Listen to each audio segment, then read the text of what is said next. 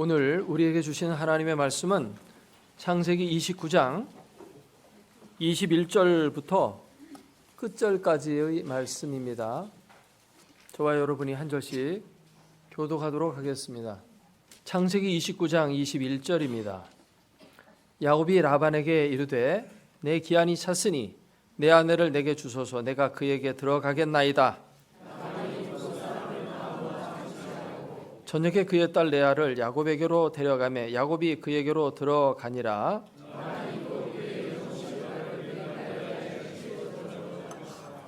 야곱이 아침에 보니 레아라. 라반에게 이르되 외삼촌이 어찌하여 내게 이같이 행하셨나이까? 내가 라헬을 위하여 외삼촌을 섬기지 아니하였나이까? 외삼촌이 나를 속이심은 어찌 됨이니이까?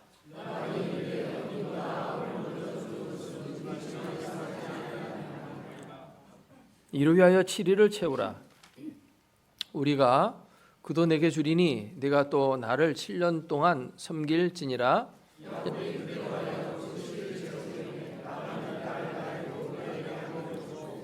라반이 또 그의 여종 빌하를 그의 딸 라헬에게 주어 시녀가 되게 하매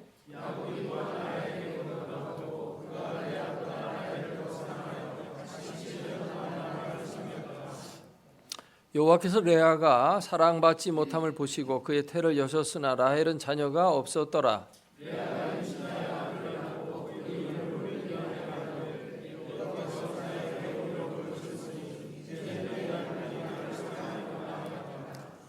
그가 다시 임신하여 아들을 낳고 이르되 여호와께서 내가 사랑받지 못함을 들으셨으므로 내게 이 아들도 주셨도다 하고 그의 이름을 시몬이라 하였으며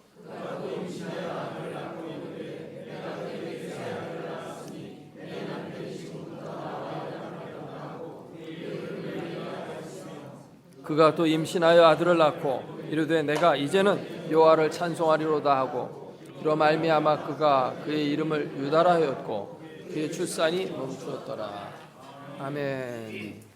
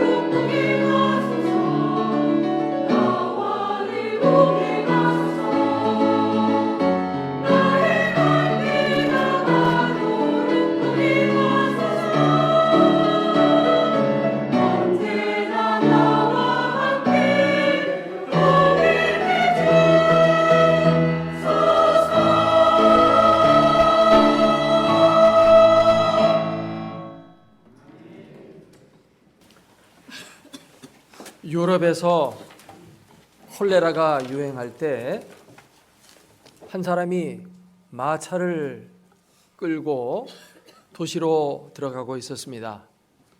그때 한 여인이 길에서 나 좀 태워달라고 부탁을 합니다. 그래서 뒷좌석에 타라고 했어요.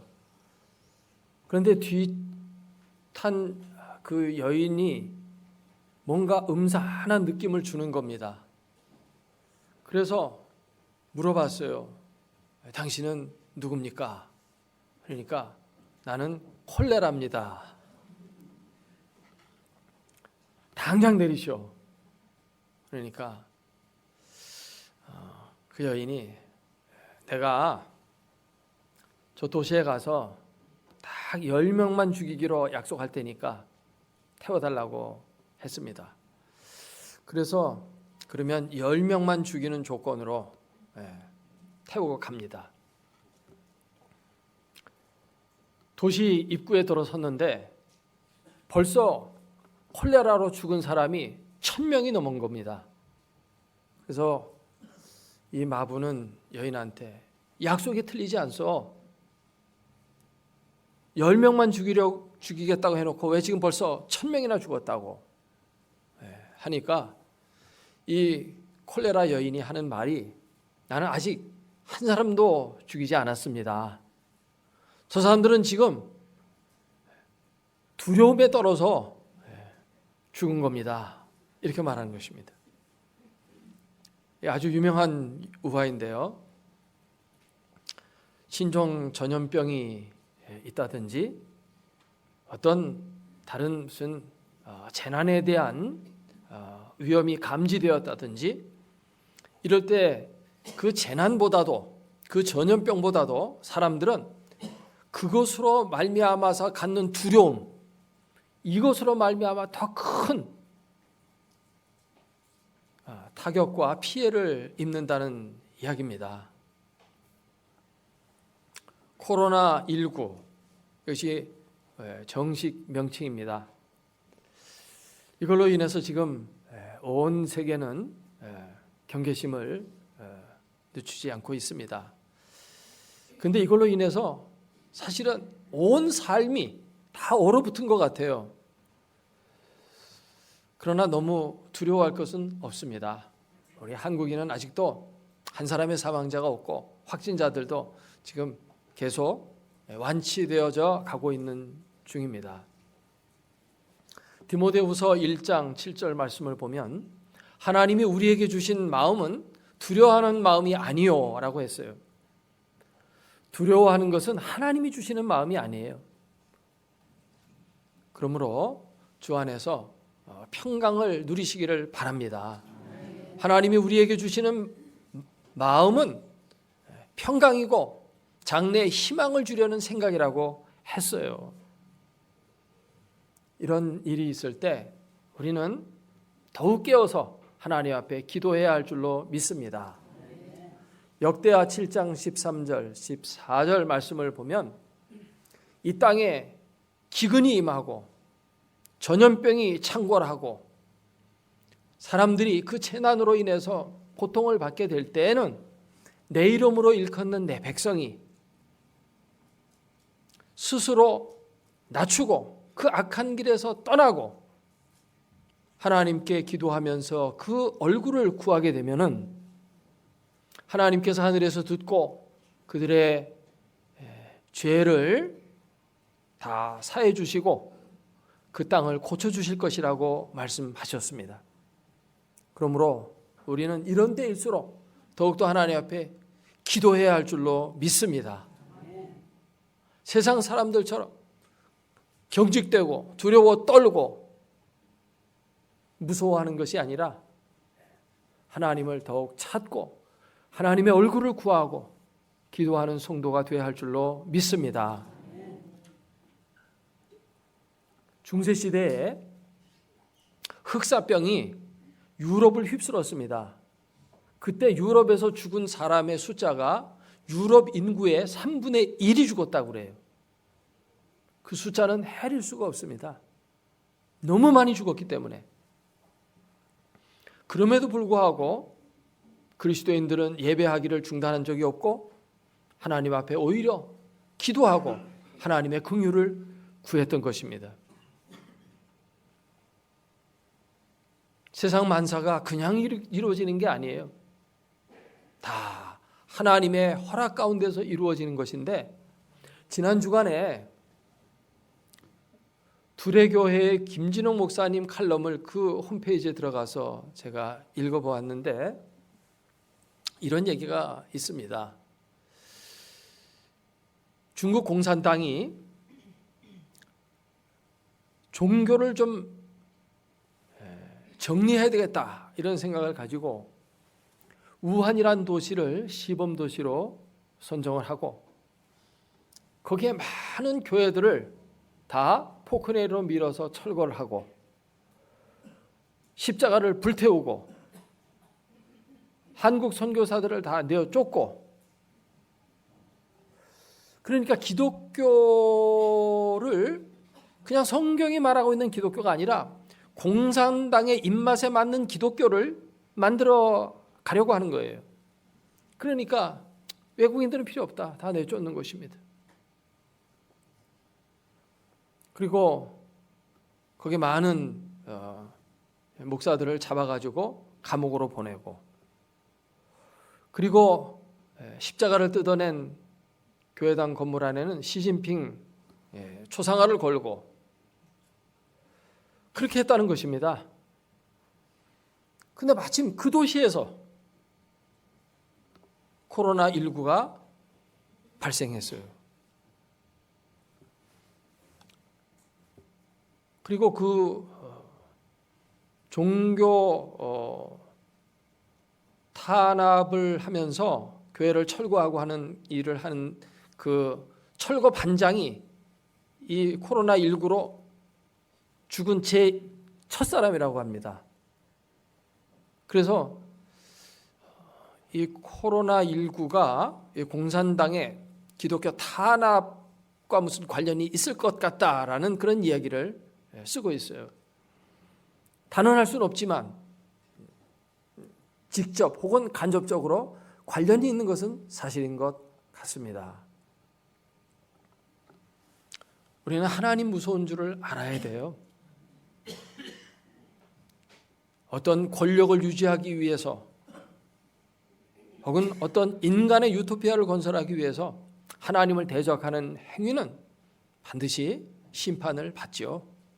성경을 읽어보면 그게 계속 그런 말씀이 나오잖아요. 스스로 이름을 내고 대를 하늘 꼭대기에까지 닿게 성을 쌓자 했던 바벨성이 하나님의 심판으로 무너지지 않았어요? 정말 하나님을 떠난 인본주의, 그것은 결국은 죄로 흐르게 되고 죄는 하나님의 심판을 불러오게 되는 겁니다. 이 일로 인해서 앞장섰던 시 주석 그 정권은 심각한 타격을 받게 될 것입니다. 하나님은 세상을 공의롭게 다스리십니다. 죄악을 징벌하시고 불꽃 같은 눈으로 세상을 다 보고 계시며 섭리하신다는 사실을 우리는 믿어야 할 줄로 압니다. 오늘 말씀 속에서 우리는 공평하신 하나님, 정의를 행하시는 하나님을 보게 됩니다. 우리 하나님은 좌로나 우로나 치우침이 없으시고 공명정대하신 하나님이십니다. 오늘 본문 속에 우리는 두 개의 에피소드를 만나게 됩니다. 첫째로는 야곱의 결혼입니다.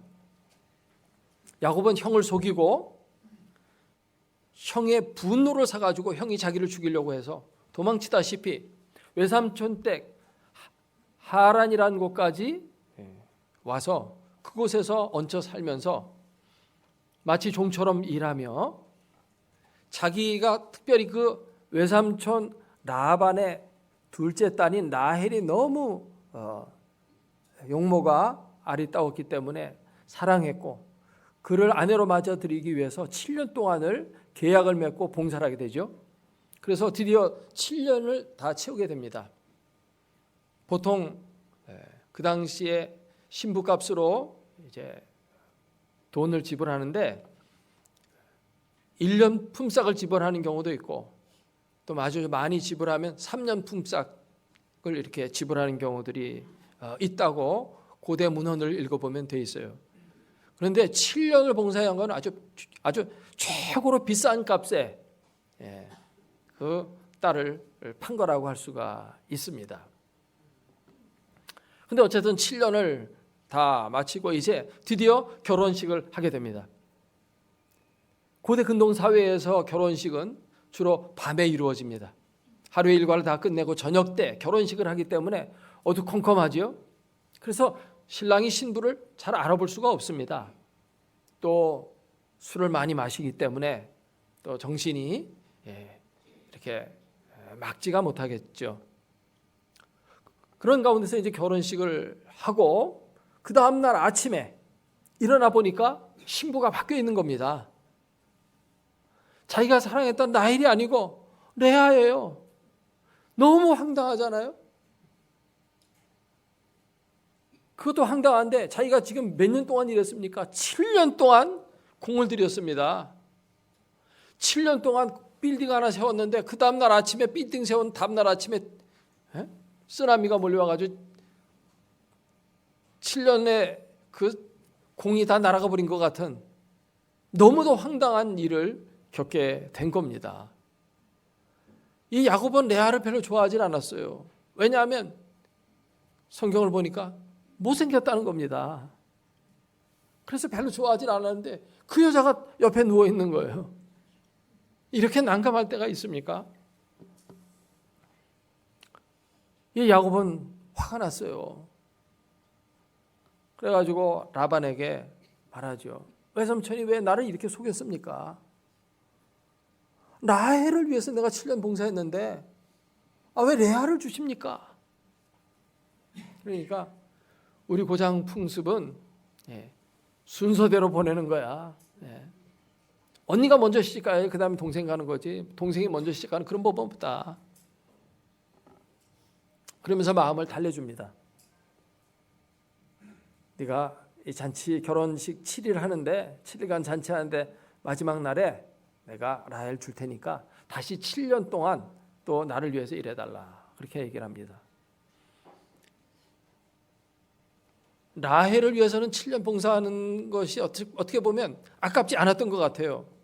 야곱이 라헬을 사랑하는 까닭에 7년을 며칠같이 여겼더라 그랬거든요.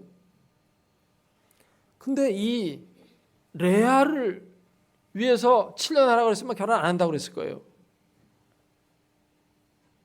한 1년 정도 봉사하면서 딸 준다고 뭐 결혼했을지 모르겠지만 7년씩이나, 그러니까 쉽게 얘기하면 라반은 이 값비싼 라헬을 팔면서 레아를 끼워 팔게 한 겁니다. 그래서 이 외삼촌은 아주 수입을 많이 얻게 되는 것이죠. 어쨌든 간에 이 야곱은 외삼촌이 자기를 속이는 것을 생각하면서 뭘 생각했을까요? 자기가 속이며 살아왔던 인생이 생각이 났겠죠. 하나님은 따라서 하겠습니다. 심은 대로 거두게 하신다. 네, 그렇습니다. 심은 대로 거두게 하시는 거예요. 어떤 사람은 심지도 않고 거두려는 날강도 같은 생각을 하는 사람들이 있어요. 그런 사람 우리 주변에 많습니다. 심지도 않고 거두려고 그래요. 일하지도 않고 뭔가를 얻어먹으려고 하는 그런 생각하는 사람이 있고, 또 어떤 사람은 콩을 심어놓고 팥을 거두려고 하는 사람도 있어요. 게으름을 심어놓고 많은 소득을 얻으려고 해요. 잘못된 겁니다. 악을 심어놓고 선을 거두려고 해요. 미움을 심어놓고 사랑을 거두려고 해요. 그러면 안 됩니다. 심은 대로 하나님은 거두게 하시는 분이에요. 지금 야곱의 인생이 지금까지 속여온 인생이었어요. 형을 속이고 아버지를 속이고 그래가지고 자기 어머니하고 짜가지고 형에게 주어지는 축복을 자기가 대신 받았거든요. 이제는 외삼촌이 이번에는 아버지와 딸이 또 짜고 자기를 속인 겁니다.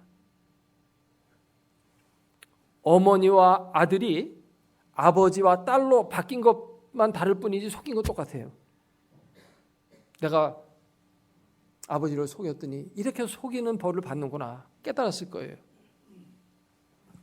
하나님은 심은 대로 거두게 하시는 공평하신 하나님이십니다. 그런데 이걸 통해서 단순히 너도 남을 속였으니까 너도 한번 당해봐라, 그런 식으로 역사하시는 분이 아니라 이걸 통해서 야곱을 성장시키십니다. 깨닫게 하시는 것이죠. 속이면 안 되겠구나, 내가 나쁜 짓을 하면 안 되겠구나, 그러면 그대로 그 대가를 내가 받는구나 하는 걸 깨닫게 함으로 더 거룩하고 더 정직한 사람으로 지금 야곱을 하나님이 빚어가시는 것입니다. 하나님은 그냥 행한 대로 갚아주실 뿐만 아니라 그걸 통해서 더 좋은 것을 심어주시는 거예요. 이것이 믿는 사람들이 하나님으로부터 받는 축복인 줄로 믿습니다. 야곱은 이스라엘의 3대 족장 가운데 하나예요. 아브라함의 하나님, 이삭의 하나님, 야곱의 하나님으로 불려지는 이 기독교 신앙의 세 번째 족장이거든요. 근데 남이나 속이고 간사하게 행동하고 욕심이나 부리고 그런 자의 하나님이라고 하나님이 일컬음을 받게 되면 하나님의 이름이 좀 더럽혀지잖아요. 그렇기 때문에 야곱을 훌륭한 신앙의 인물로 만들어 가시는 겁니다. 지난 시간에 우리가 함께 살펴본 대로 아브라함도 정말 인간적인 계산이 많았던 사람이었지만 마침내 아들까지 하나님 앞에 바치는 그 믿음의 정상의 자리까지 하나님이 올려 가시거든요. 그 마찬가지로 지금 야곱도 하나하나 이런 것들을 깨닫게 하셔서 그의 신앙 인격을 성장시키고 계신다고 하는 사실입니다. 하나님은 우리를 구원하실 뿐만 아니라 우리를 하나님 나라의 역군이 되도록 성장시켜 가십니다. 이것까지를 합쳐서 성경은 구원이라고 말해요. 성경에서 구원을 많은 사람들이 평면적으로 이해를 해요. 그러나 성경에서 구원은 입체적으로 보아야 온전히 볼 수가 있어요. 평면적인 이해는 뭐냐 하면 내가 예수 그리스도를 믿어서 지옥에서 천국으로 옮겨진다, 이걸 구원이라고 생각하는 것은 단순한 이해예요. 물론 사망에서 생명으로 옮겨진 겁니다. 그러나 그것이 다가 아니라는 겁니다. 그건 다만 인간적인 눈으로 볼 때는 구원받았구나 이렇게 말할 수 있지만 하나님 나라의 관점에서 보면 이건 온전한 구원이 아니에요. 하나님이 인간을 왜 구원하십니까? 왜 창조하셨고 구원하셔서 그들을 새롭게 창조하십니까? 그것은 하나님의 나라를 이 세상에 이루시고자 하시는 그 뜻을 이루도록 하기 위해서 구원하시는 거예요. 그런데 죄 많은 인간이 욕심도 많고 게으르고 부정직하고 남 잘 속이고 이런 인격을 갖고 있는 자가 예수님을 믿었어요. 믿어서 사망의 자리에서 생명의 자리로 옮겨졌어요. 그러나 역시 그 인격 가지고는 하나님 나라에서는 써먹을 데가 별로 없어요. 성경을 읽어보면 하나님의 나라에 가면 우리는 왕과 같은 신분이 되어서 하나님을 섬기는 삶을 계속 산다고 되어 있거든요.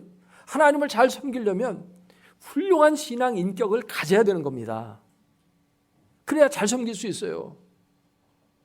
근데 개떡 같은 신앙을 갖고 살다가 나 어떻게 해서 천국에 가게 됐다 할지라도 그 개떡 같은 그 신앙 인격 가지고는 하나님께서 쓰실 만한 그릇이 못 된다는 겁니다. 하나님의 나라에서 별로 쓸모가 없는 쓰레기 같은 인간이 될 수밖에 없어요.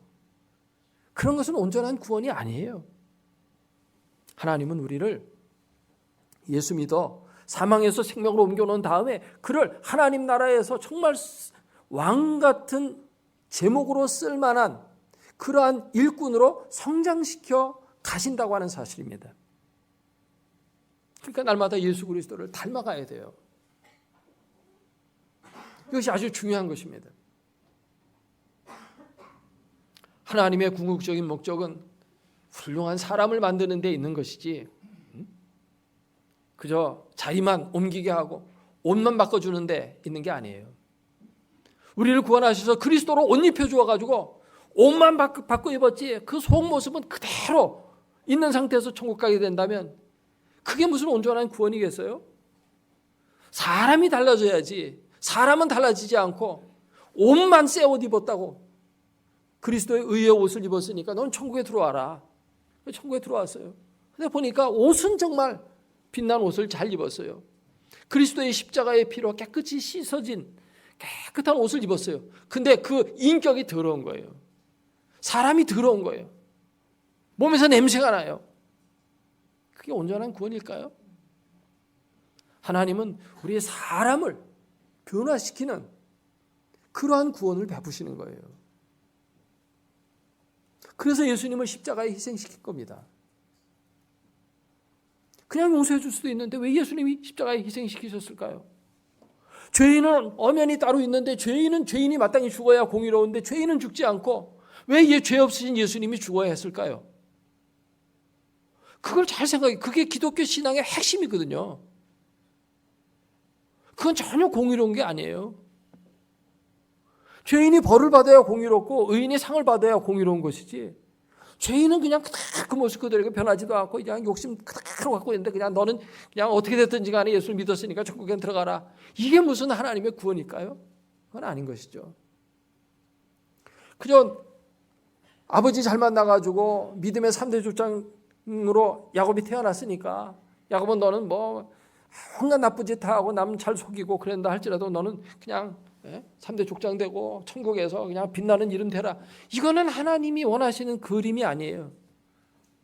훌륭한 사람을 만들어가는 거예요. 지금 하나님은 지금 야곱을 다듬어 가시는 것입니다.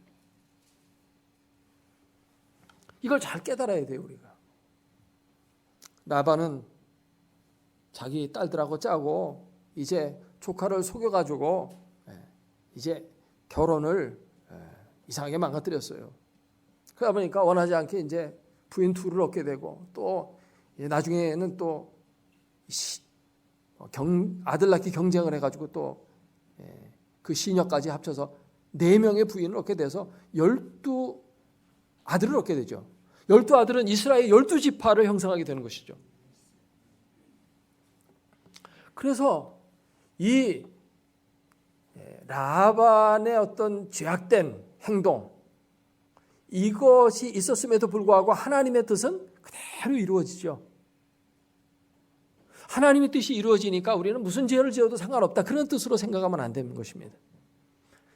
하나님의 경륜과 섭리는 인간의 죄성을 뛰어넘는다는 뜻이에요. 아멘입니까?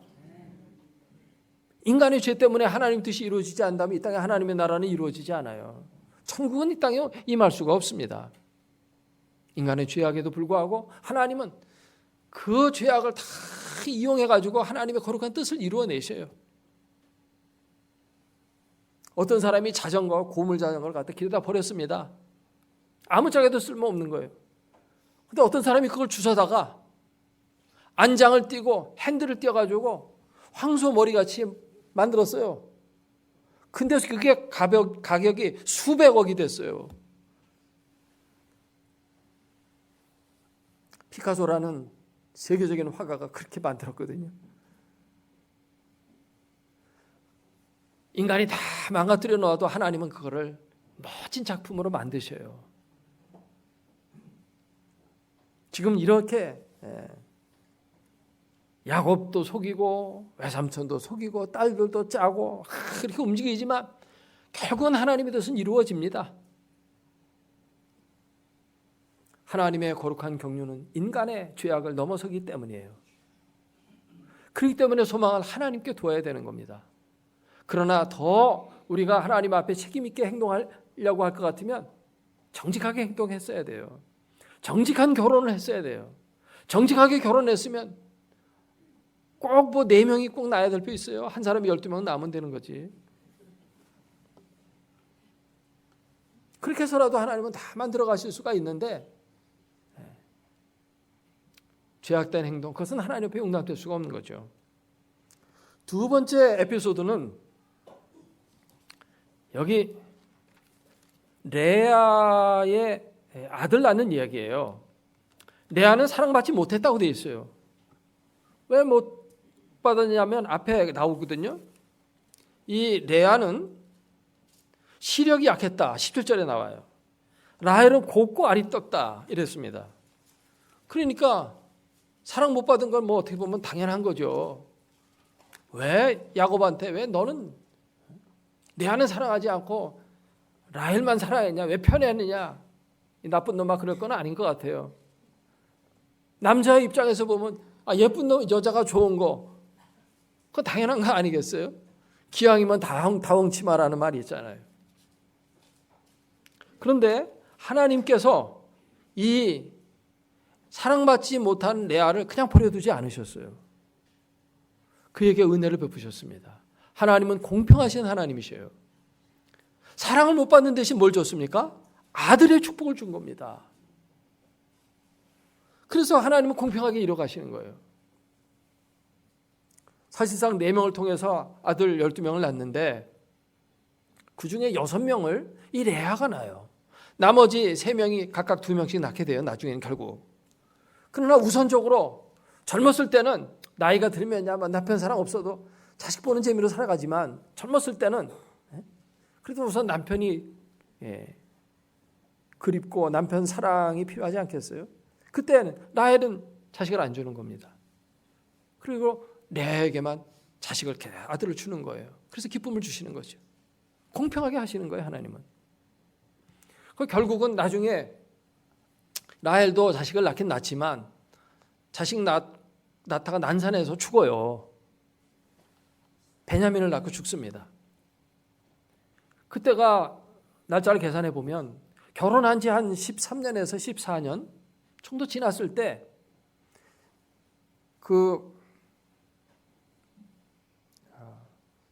하란에서부터 가나안 땅에 들어와 가지고 정착하기 전까지 계속 이제 말하자면 이사 중이에요. 이동하는 중에 낳고선 죽었기 때문에 길에다가 매장합니다. 길에다. 근데 레아는 어떻게 됐을까요? 레아는 장수했습니다. 오래 살았어요. 라헬이 죽었으니까 그다음부터 사랑은 어떻게 됐어요? 레아 독차지예요.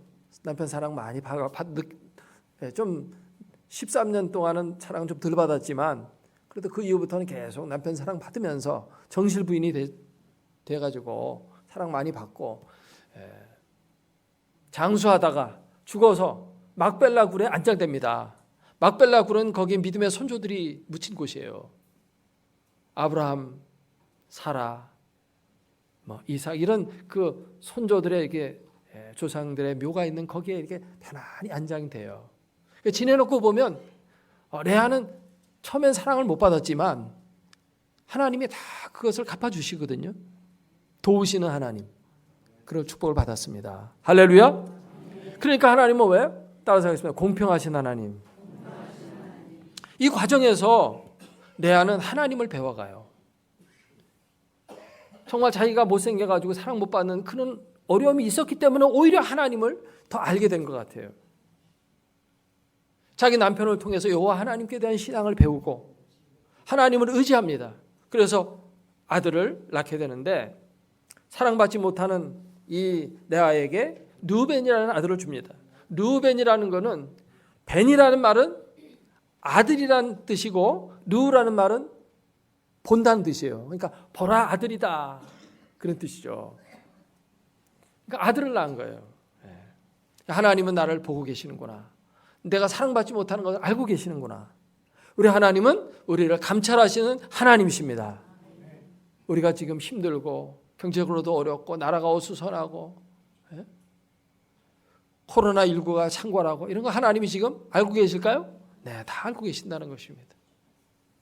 두 번째, 아들을 또 낳는데 시몬이라는 말은 쉐마라는 단어와 어근이 같아요. 들으신다는 뜻이에요. 하나님이 내 기도를 들으셨다는 겁니다. 첫 아들 낳아줬는데도 사랑을 못 받으니까 하나님께 기도합니다. 또 아들 또 달라고 했더니 아들 주셨어요. 그러니까 응답하시는 하나님. 하나님은 우리의 기도에 응답하십니다. 하나님이 살아계시기 때문에 응답하시는 거고 응답하시기 때문에 우리는 어떠한 어려운 속에서도 다시 일어날 수 있는 힘을 갖게 되는 줄로 믿습니다. 그리고 또 세 번째 아들을 또 낳아요. 그가 레위예요. 레위는 연합이라는 뜻이에요. 하나 된다는 뜻이에요.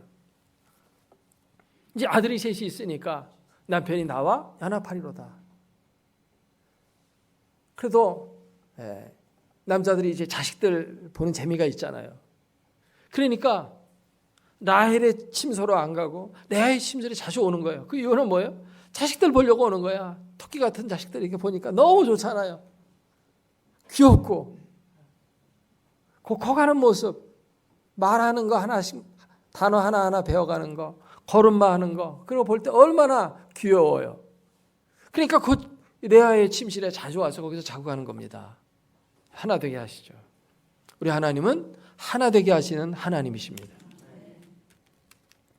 마귀는 갈라놔요. 우리나라가 지금 많이 어려운데 갈라져 있기 때문에 더 어려워요. 지금 우리나라 양분되어 있어요. 광화문에서도 양분되어 있고 맨날 싸우고 너 때문이야 너 때문이야 하면서 서로를 삿대질하고 그러고 싸우거든요. 그러니까 사실은 더 어려워지는 거예요. 합심하면 아마 위기가 조금 더 잘 극복될 거예요. 근데 이게 갈라져 있으니까 더 안 되는 거예요. 근데 이게 사람 사이에 갈라지는 것이 정치적인 문제도 있지만 배후에 마귀가 역사하는 거예요. 마귀는 항상 갈라놔요. 하나님과 사람 갈라놓고 사람과 사람 사이를 갈라놓고 이간질하고 참소하고 하는 게 마귀의 특징입니다. 성령은 하나 되게 하신다고 말하죠. 예수님이 기도하실 때 뭘 기도하셔요? 저들로 하나 되게 하여 주옵소서. 그걸 기도하셔요. 그래서 우리는 하나님께 기도하면서 하나 되게 하는 일을 힘써야 할 줄로 믿습니다. 우선 남쪽 사람들끼리 서로 하나가 돼야 또 남북 관계도 하나가 될 수가 있죠. 통일 그냥 맨날 싸우면서 통일 오겠어요?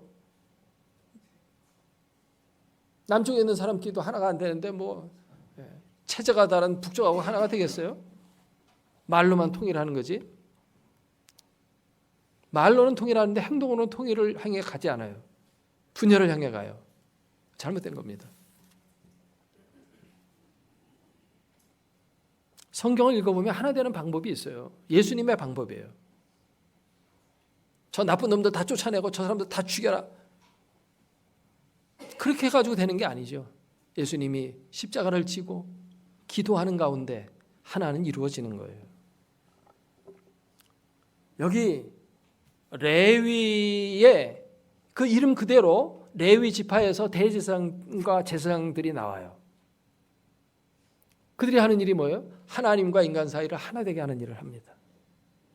중보자가 되어가지고 중간에 서서 하나 되게 하는 일을 하죠. 그 다음에 이제 마지막에 네 번째 아들을 낳게 되는데 이름을 유다라고 불렀습니다. 유다라는 말의 뜻은 찬송이라는 뜻이에요.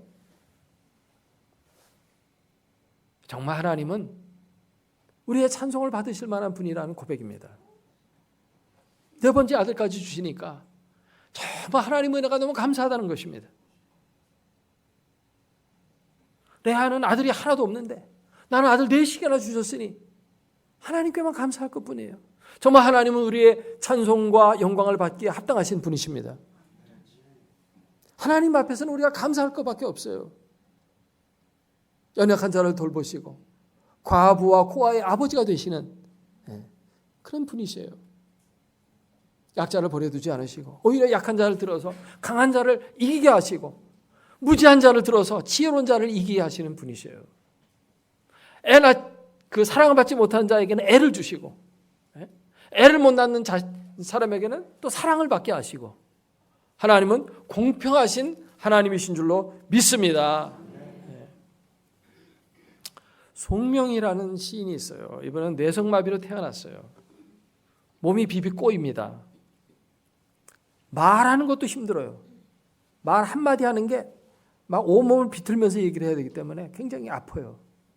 말을 그렇게 하는데 그가 나라는 시를 썼는데 나 가진 재물 없으나 나 남이 가진 지식 없으나 나 남에게 있는 건강이 있지 못하나 나 남이 없는 것 있으니 나 남이 못 보는 것 보았고 나 남이 듣지 못한 음성 들었고 나 남이 받지 못한 사랑 받았고 나 남이 모르는 것 깨달았네. 공평하신 하나님이 나 남이 가진 것 나 없지만 공평하신 하나님이 나 남이 없는 것 갖게 하셨네. 우리 하나님 공평하신 분이세요. 환난을 주실 때에도 그걸 통해서 또 다른 축복을 주시고 한쪽 문이 닫히면 다른 쪽 문을 열어주시고 고난이 있으면 그 고난을 또 이기게 하실 뿐만 아니라 그 고난 속에서 성장하게 하셔요. 내 아는 오히려 자기가 사랑을 받지 못하고 못생긴 그런 여자였지만 그걸 통해서 하나님을 더 깊이 경험을 했고 믿음이 자랐고 그래서 그의 후손 가운데 왕이 나고 예수 그리스도가 태어나는 그런 축복을 하나님이 주시거든요. 그런 과정을 통해서 이 레아는 믿음이 점점 자라는 거예요. 라헬은 일찍 죽고 그 가정을 믿음으로 안주인이 또 잘 이끌어야 되잖아요. 자녀들을. 그 일을 레아는 잘 감당했던 것입니다. 이런 축복을 주시는 거예요. 요즘 경제도 어렵고 코로나19 때문에 참 사람들이 움츠러들고 그러니까 경기는 더 얼어붙고 이러지만 이런 속에서 공평하신 하나님을 바라봐야 돼요. 이렇게만 하시는 하나님이 아니에요. 이걸 통해서 이 속에서 또 하나님은 다른 역사를 이루고 계시고 이걸 통해서 또 다른 좋은 걸 주시고 이런 통해서 우리가 하나님 앞에 기도하게 하심으로 우리의 잃어버렸던 믿음을 회복하게 하시고 잘못된 죄악을 돌아보게 하시고 그렇게 해서 하나님은 더 멋진 내일을 우리에게 주시는 겁니다. 이 하나님을 믿음으로 바라볼 수 있기를 바랍니다. 그것이 바로 오늘 본문이 우리에게 주시는 교훈입니다. 어려운 역경 가운데 서 있는 우리들에게 하나님이 주시는 하나님의 처방이고 하나님이 우리에게 보여주시는 갈 길입니다. 이 말씀이 여러분들에게 힘이 되기를 주의 이름으로 축원합니다. 기도하겠습니다. 오늘 주신 말씀 생각하면서 통성으로 같이 기도합니다.